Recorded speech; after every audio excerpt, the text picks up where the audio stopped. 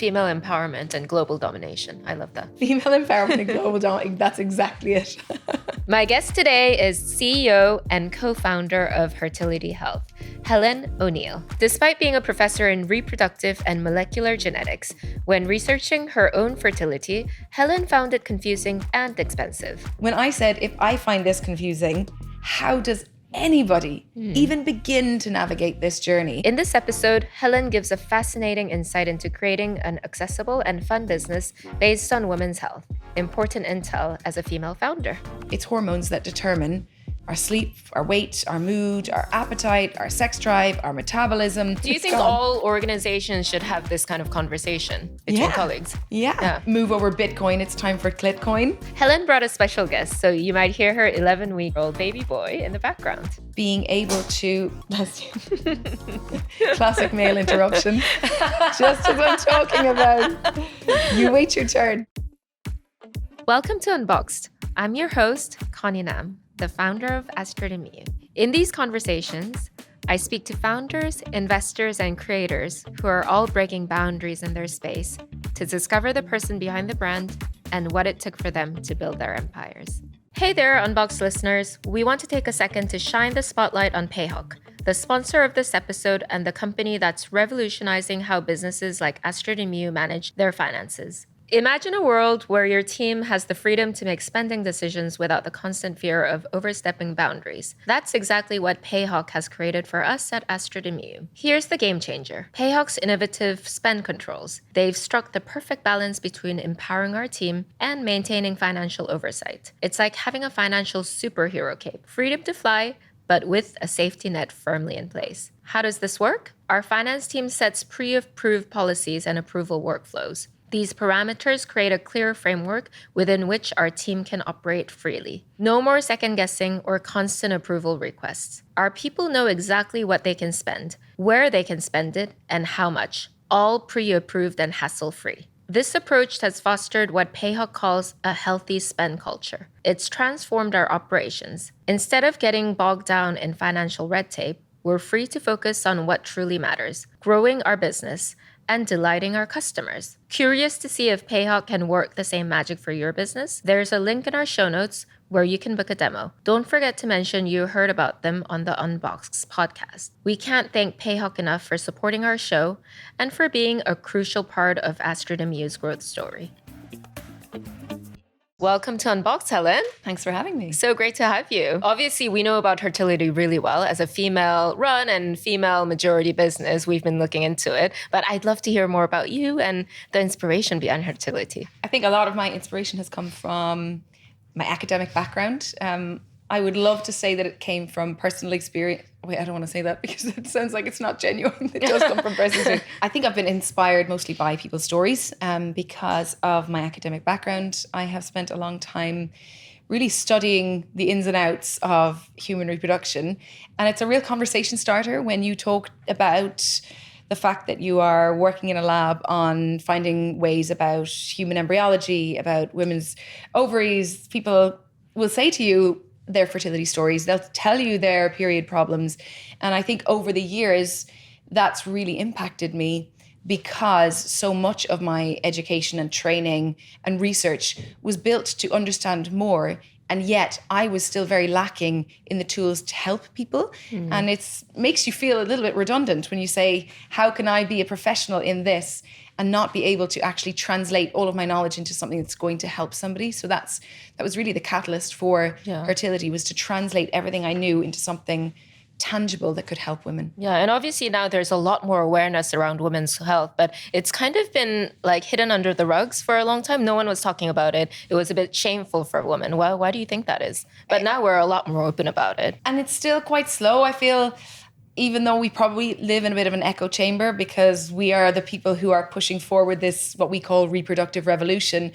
You know, you can fool yourself into thinking that everyone's talking about this, but it's just your feed. Actually, I think there's so much work still to do. And it's just, to me, crazy to think that it still can be taboo, all of the elements of women's health that affect 50% of us every single day. And we find it, especially I think from an investor standpoint, that you're still pushing a closed door to say, I promise there's opportunity in this, and yet it's still called niche by many. So let's talk about the beginnings of how you started. How did you get started 5-6 years ago? And with your sister, right? Yeah. So I am an associate professor in reproductive and molecular genetics at University College London, and lecture master's students and medical students in female reproductive anatomy, genetics, embryology, all of the different aspects about how we make a baby.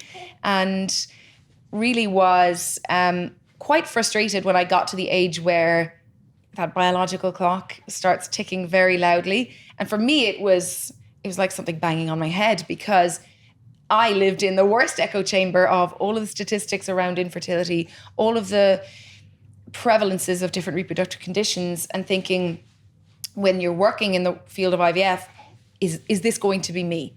And really thinking, what should I do? Should I freeze my eggs? Should I do something about it? And when I looked at the process of egg freezing for myself, despite having dissected eggs, extracted eggs, knowing the formation of an oocyte, when I said, if I find this confusing, how does anybody even begin to navigate this journey? That for me was also a real eye-opener to say, we really have to make this a lot easier for women. But moreover, that I didn't want to be doing that for the sake of doing it. I looked at my own medical history, family history, and thought, well, I'm one of 6. Maybe I'm very fertile. Maybe I'll be spending all this money to freeze my eggs, and actually I'm fine. And wanting to know what my own risk was.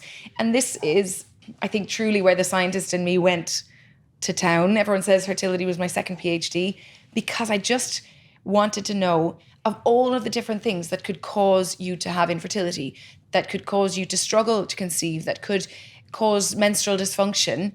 Why can't we lock them all down and find out what are the risk factors and what your own personal risk would be? So that's really how it started. Wow, so it was out of your personal needs. You started researching. It wasn't necessarily a business idea. No, it was something that actually started. I applied for a research grant to build a predictive algorithm that would tell us what is your relative risk of having any one of different pathologies. We started with 5 of the most prevalent pathologies that affect women, whether it's PCOS or endometriosis, or even thyroid function and having irregular periods. And we've since expanded to 21 different conditions that we screen for. And so that really has been, again, when I go to my friends say, when you do something, you don't do it half-assed. I'm like, no, I really don't. You are a researcher. That's exactly it, because the question burns. When you look at each of us, our different lifestyles, lifestyle contributes, our family history contributes, our menstrual factors contribute, our diet obviously contributes. And that's where, to me, it's like this perfect mosaic of all of the different contributing factors that could influence what your outcome might be, whether it's, irrespective of whether you want to have children or not. These are the things that keep us going. And that, to me, is where I think I fell in love with hormones and the importance of hormones, and how I couldn't believe how we've been robbed of all of this knowledge that keeps us going. You see people wearing wearables, tracking calories, tracking their sleep, tracking all of these things. But actually, it's hormones that determine our sleep, our weight, our mood, our appetite, our sex drive, our metabolism. Every facet of our life is dictated by our hormones. But nobody does this investigative journey to say, what are my hormones up to? Yeah, and I feel like it's kind of an afterthought. If you have problems conceiving, this is when you test for hormones or investigate. Before, like, people don't, there's no awareness around hormones. There's no awareness, and we don't take an interest in our bodies until there's a problem. And that, I think, is the biggest problem that we face. So as women, when should we investigate this? From 18 on. To me, when you look at how many women in their teenage years are put on hormonal contraception because of hormonal acne, irregular bleeding, heavy bleeding, cramps, all of these different elements, when actually, why would you suppress something before understanding it? If you're put on hormonal contraception for a medical reason, that's fine. Bless you. But first understand what the problem is, whether you have a diagnosis, whether it's PCOS. And that is really where we see the problem in today's generation of women who have suppressed their true understanding of their menstrual cycles and their hormones by being on hormonal contraception for decades, since they were teenagers. What are some very simple things we can build into our habit to improve our hormones? I think the first is understanding. The first is actually listening to your body. Like we're very attuned to our own bodies, and I think contraception suppresses that innate biological connection that you have to something so functional, right? And I think that is number one, is understanding where you are in your cycle and being comfortable with the fact that at one end of your menstrual cycle, you are a different person to the other end. And at the midpoint, you're a different person again. And in the absence of knowing that, actually, we really do ourselves a disservice, because I know when I'm in my luteal phase, I am not the nicest to myself. I'm tired. I'm, short on energy, patience. But the rest of the cycle, in my follicular phase, I am gearing up. I'm energetic. I'm fun. Ovulation, I am out to go. Yeah, and I can all relate. I think we can all relate. Right? And so now in Hertility, it's almost like we have a disclaimer. We'll get on calls and it'll be like, forgive me, I am very luteal today. And someone else will be like, amazing. I got you, girl. I am full follicular. And it's just so amazing how we support. Again, we're like probably one of the only organizations that needs more white men, because we're all majority female. But it's amazing how empowering it is to do that. And I don't think it should be considered extreme to be like, I'm ovulating today, so I am full of power, because we talk about the things that contribute to our demeanor every day. Like we talk about the weather. Oh, the weather is terrible. I'm sweating getting here. Or, I really didn't sleep last night. I feel like shit. I didn't sleep last night. it's not a secret with my team that I keep track of my period. Good. Yeah. And when I'm like 2-3 days before my period, I take no external meetings. No, that's exactly how it should be. Because I don't want to be annoyed at anyone. No, that's I know. I'm 8 days before my period. I am beating my keyboard. And then I'm like, oh. And I sometimes I joke that it's like, well, like you wouldn't really want to have a conversation with a werewolf on a full moon. You would wait until the full moon. So do you think all organizations should have this kind of conversation between colleagues? Yeah.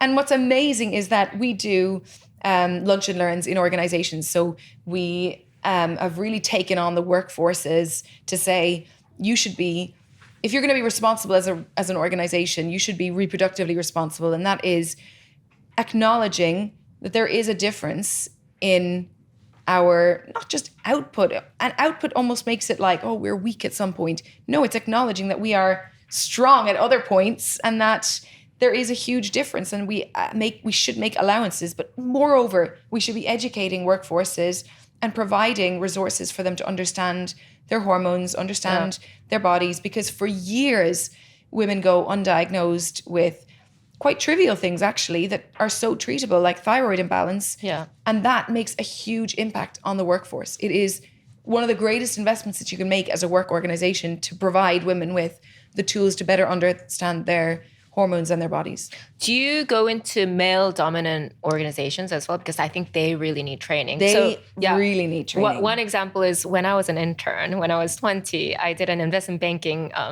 internship, and I had really bad period cramps, and I guess I was very naive. I told my associate, who was a man, like, oh, I have like really bad cramps, I need to go home. And he didn't know what to do with me. He's like, go talk to like her, the the PA, who was the only female. My God. And then like he felt really embarrassed, so I felt really embarrassed in return. I thought it was okay to say it. You were quite ahead of your time to actually admit to it, because most people don't say anything, especially, it's funny, I think I was very naive. Well, I did a big session at a large investment bank, and the biggest debate they had was what the title of my session was. So the title of my session is usually Harnessing Your Hormones.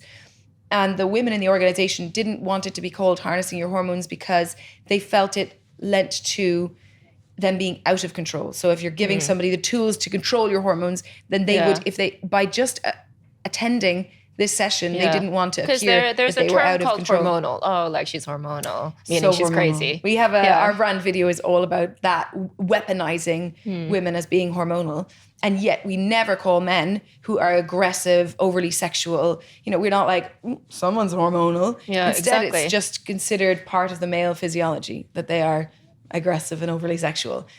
Yet we weaponize it like a weakness with women. And in fact, I think it's great to be hormonal because, 90% of your menstrual cycle, it's working in your favor. It's only the small bit that it isn't. Yeah, absolutely. So how did your research project turn into a business? Well, it was when we were beginning this clinical trial, we were recruiting women out of different gynecology clinics to say, you're a woman with a known diagnosis. We can work backwards and say, maybe we can look at all the different contributing factors. And so when we wanted to begin that clinical trial, unfortunately, lockdown hit, and it meant that the NHS closed all clinics that they considered to be non-essential, which meant they closed every gynecology clinic. And that meant that we couldn't recruit in person. But that was actually quite fortuitous because instead, that health assessment that I created to really find out all the information, we converted that online. And we then started a second clinical trial to say, could we do a concordance study for the blood that would be taken from the arm to be taken from the finger so that you could do the test from home. So it ended up being a lot more work, but it meant really that the whole point of fertility, which is remote diagnostic care, was crystallized in that. It was actually much more beneficial because we're busy people. Nobody has time to go to an in-person appointment, especially when your reproductive hormones are tested on the third day of your period. So there's a time element, there's a restriction in physically going somewhere. We're all so busy all the time that actually it meant that we were able to just turn something that was an inconvenience into a convenience, so that you would do the online health assessment from your phone, from home, from whenever in the middle of the night. You would then be sent the test. You would do the blood test on the third day of your period, send off the test to our labs, and then we would send you all of the interpreted results within a letter from a gynecologist. And that's really where we should all be with healthcare. Healthcare should be, where possible, remote. And then we built on we saw how many women then needed a physical scan or wanted to speak to a gynecologist. So we built on all of the different clinical services that we provide now, which is ultrasound scans, egg freezing pathways, IVF, calls with fertility advisors, calls with gynecologists, prescriptions on demand. All of those came as a result of the data that we got from women. So this percentage of women need a scan. Let's set up a scanning pathway. This percentage of women are actively trying to conceive and are not going to conceive or unlikely to without help. Let's set up an IVF pathway. This percentage of women want to freeze their eggs. Let's help them. So really what started with an idea to say, can I determine my own fertility, has really expanded into a full, gynecologist in your pocket, like this end-to-end service. So we launched our app this month so that you can track your cycles, but more than that, you can track your symptoms, you can book a scan, you can speak to a specialist, all of the things that we really should have as a tool to help us as women in our pocket. So definitely, it's amazing. Definitely use the app. It's been a year in the making, and it's a lot of brilliant minds behind it. And obviously your kind of business is very different from like our kind of business. Yeah. It requires a lot of R&D and investment and CapEx. When did you find that investment, go for that investment? And how did you go about it? We got that investment in 2021, and then a lot of what we spent in terms of our money was regulations, all of the different parts of clinical trials. Yeah. And that's a huge expense, because then what the additional expense is, you can't just market something. You have to educate people as to why they need it. And I still think that that's a huge battle. It's not just about creating a product, getting legislation, getting the clinical trial, validating, logistics for physically sending a kit. It's then educating women why they need it, educating, but marketing in such a sensitive area. Fertility, menstrual health, menopause, perimenopause, they're very sensitive areas. And so that requires real caution. So I feel like, yeah, it's been a journey. Tell me about your marketing strategy. So we really wanted to make this, when I look at anything to do with women's health or clinically focused, it looks clinical. I think one of the mistakes fertility clinics make is that they put pictures of babies everywhere. Mm-hmm. Why would you put a picture of the one thing that people can't have or are struggling to have? For me, it was about reaching the people before they realized they needed it. And that is... Yeah, I guess at 18. At 18 or 20, not reaching them when they're desperately searching. It's about finding them before they actually need you. And that's why all of our branding and marketing is quite playful. You know, I'm not overreacting or the Fempire Strikes Back or what the fallopian. Like, we're really trying to raise awareness. Yeah, it is very fun. It's and fun. Young it's and fun female. and young and almost to our detriment, because sometimes people think that it's not so clinical as it is. But we've really been, in terms of the visual appearance, to me, it was so important to familiarize everyone with anatomy. We should all know our anatomy. So when my partner said to my daughter, "Mummy grew you in her tummy," she at 3 said, "No, Daddy, in her uterus." And I was like, "Yes, girl. Oh, I love that. Know the difference." She's so clever. And to me, that's like, we should, you know, we know where our heart is. We know where our stomach is. But we have a lot in here. A lot. There's, you know, our intestines, sure. Our stomach, sure. But our ovaries, our uterus, our bowel are all squished into this incredible location in our bodies. And I want, if she's in pain, for her to tell me what's hurting and not just my tummy hurts. And I think that that's something that we lack. Like, we tell kids all about dinosaurs. Why? Do they know all the planets? That's great, but is it going to help you? And I think we need to flip the conversation on its head and educate ourselves from a much younger age about our anatomy. And so that's why I wanted all of our branding to have anatomical features, the ovary, the uterus, so that we know what a sperm and an egg looks like, because it shouldn't be in the hands of professionals where our ovaries are. So you're treating quite a serious product, like a consumer product, like a brand. Yeah. And I think we underestimate the intelligence of women by glossing over some of those details. Like, well, there's no reason why we shouldn't all know about the different phases of our menstrual cycle. If we know about, we joke that people are quicker at naming all of the Kardashians than they are their reproductive organs or their vulva, the parts of their reproductive function. We should all be pretty familiar with. Can you tell us briefly about the different menstrual cycles and what we should be prepared for, or what our partners should be prepared for? What everyone around us should be prepared for. So in our menstrual cycle, it starts with day 1 of your menstrual cycle is when you bleed. And obviously that lasts anywhere up to 5 to 7 days or less. And that day up until around day 14, it obviously varies hugely, but we'll take that as the midpoint, is your follicular phase. So that is when the follicles in your ovaries are really maturing in the hopes that one egg will be released. So you are producing hormones to mature a single egg, or maybe 2 if it's twins. And equally, when you go through a fertility cycle, you're maturing as many as possible. So that at the midpoint, when you ovulate, that egg is released. That is when you have your ovulatory phase. And that is when you are full of energy, full of estrogen, full of all of the things that make us want to procreate. And then afterwards, should that egg be fertilized, you'll be pregnant. But if it's not fertilized, all the lining of your womb, which has been building up in preparation to essentially be a pillow for the embryo, then is no longer needed. So again, you move into that luteal phase where you're actually considerably lower in energy, and can be hungrier, angrier.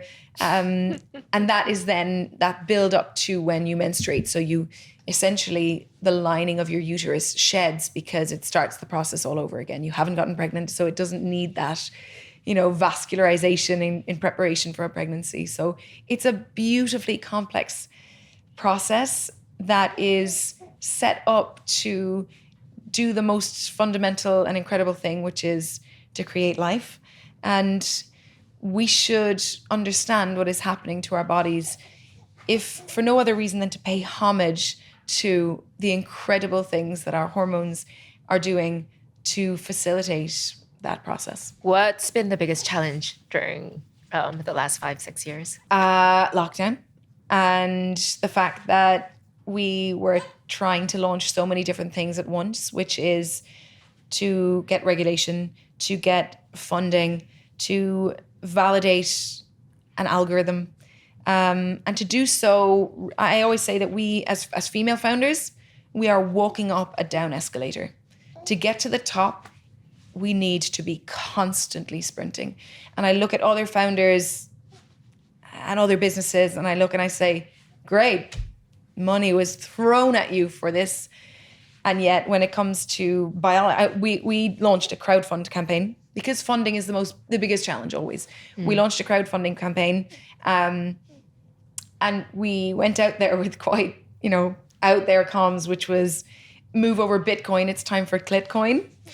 Because we were infuriated by the fact that people will invest in blockchain in the absence of understanding anything about it.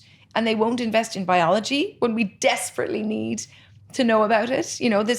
There's these nebulous outcomes when it comes to Bitcoin and blockchain. And yet there are such tangible benefits to 50% of society, whether it's your mum, your sister, your daughter. And we don't invest in women's health. We just don't. So that's why that was the Fempire Strikes Back, move over Bitcoin. And it made so many people so uncomfortable. And I was like, not as uncomfortable as it makes me feel, knowing that you'll throw your money at Bitcoin over absolutely funding something so tangible and important. Yeah. Yeah. And critical. Yeah. And essential. Yeah. Everything. How did you educate the customers? Was it difficult to convince that first couple of customers to get this test? When we first set up a really basic website, and this was just to recruit women for the clinical trial, we asked, are you interested in learning about your hormones and fertility? And had 7,000 women register their interest to be part of that trial within a few months. So what it opened up my eyes to was women are desperate for information. They're not walking around clueless about their symptoms, their menstrual factors. We get a monthly reminder when we have cramps, when we are angry, when we are bleeding. These are monthly reminders about our bodies. And yet we are in the dark when it comes to being able to just find out what's going on. Is it normal? Is it not normal?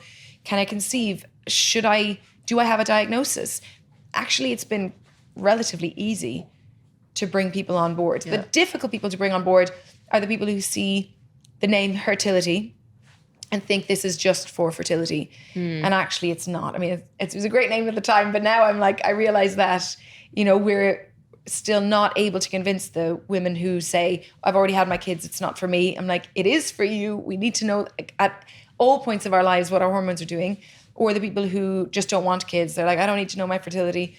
It's not about your fertility. Your fertility shouldn't matter if you want kids or not. It's important if you want kids, but if you don't want kids, your hormones are still going to impact you. Going through early menopause, going through infertility, being infertile is going to impact you on various levels, whether it's the things you care about more, whether it's pain, whether it's your hair loss, whether it's extra hair. All of those things are really important, irrespective of your desire to have children. I get fed so much information through Instagram or TikTok around hormones or symptoms in your 40s. What do you think about all of that information? Should we be careful? I think we need to know where are the sources coming from when it comes to online information. And that's what we've been so dedicated to providing expert content that is not just regurgitating old stats. For us, statistics are about creating a database of our own and relying on that. So we have the largest database of female gynecological pathologies. We have over 500, our data, our algorithms are built on over 500,000 women. And that to me is the information we should be consuming. What are the statistics? What are the risk factors for today's women? Not the ones from textbooks from 20 years ago, because they are a very different generation of women to us. Their exposures are different. Their lifestyles are different. Their habits are different. Even when it comes to exercise, alcohol frequency, drug use, all of those things we see very clearly in the data. And they're very different to women of 10, 20 years ago, even 5 years ago, because vaping didn't exist. And now so many women are vaping, and we've just published a study showing that vaping significantly reduces your fertility and your ovarian reserve markers. So these are things that nobody really knew about before because there wasn't the data and nobody was doing the research to find out. What does the team look like 5 years on? I would love to be a global entity. To me, it's about reaching as many women all over the world. We are a very privileged generation of women in that we can actually find answers, that we do have so many more liberties and access to experts. But there are women all over the world who don't have that, who are really starved of more than information, but freedom. And being able to, classic male interruption, just as I'm talking about, you wait your turn. I think when it comes to access to health information, being able to provide someone with a health assessment that they can do from the privacy of their home, a test that they can do from the privacy of their home. We underestimate how many women require a person to go with them, their husband, to an appointment, and how choked we are, or women are, when it comes to just talking about their health. So to me, I want to reach those women everywhere, that we could provide answers and help to the women who don't have access and don't have a voice. Yeah, female empowerment and global domination. I love that. Female empowerment and global domination. That's exactly it. What's one advice you'd give an early stage entrepreneur? Don't listen to investors.